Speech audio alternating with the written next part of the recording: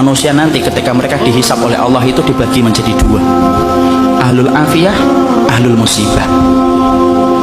Ahlul afiyah itu siapa? Orang yang jarang diuji dengan sakit, orang yang jarang mendapatkan ujian dalam kehidupan, jarang mendapatkan kesempitan. Namanya apa? Ahlul afiyah. Ada yang kedua, ahlul musibah. Ahlul musibah itu siapa? Orang yang hidupnya banyak sakitnya, banyak ujiannya, kesempitannya, kesulitannya. Itu namanya ahlul musibah.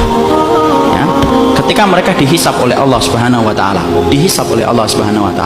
Allah kemudian menyampaikan bagi dua, ahlul afiyah dengan ahlul musibah. Kemudian Allah berfirman, "Uhsub." Hisab itu ahlul afiyah, ahlul musibah dulu. Ahlul musibah kemudian dihisab oleh Allah lebih dulu. Para malaikat menghitung satu persatu perbuatannya dan menghitung bagaimana ujian yang dia rasakan dalam hidup ketika bersabar.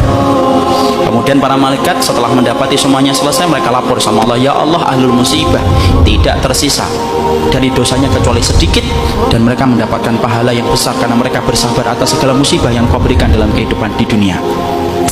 Antum tahu? Allah kemudian berfirman, "Utuhum salasa."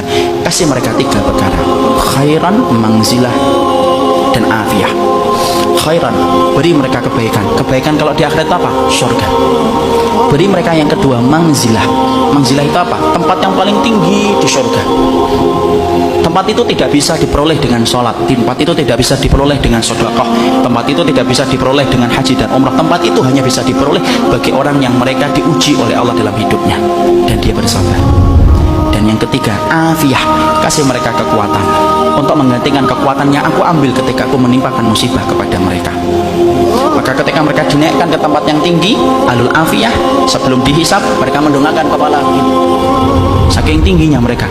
Dan ketika mereka melihat kedudukan ahlul musibah semacam itu, mereka sebelum dihisab berkata kepada Allah, "Ya Allah, kalau kami ngerti di balik setiap ujian seberat ini Engkau mengganti setiap kesulitan mereka, tolong ya Allah hidupkan kami lagi, lalu kasih kami ujian, potong-potong daging kami, daging-daging yang kecil, kami sabar untuk merasakan itu sampai mati, supaya kami mendapatkan tiga yang Kau janjikan kepada ahlul musibah saudara-saudara kami."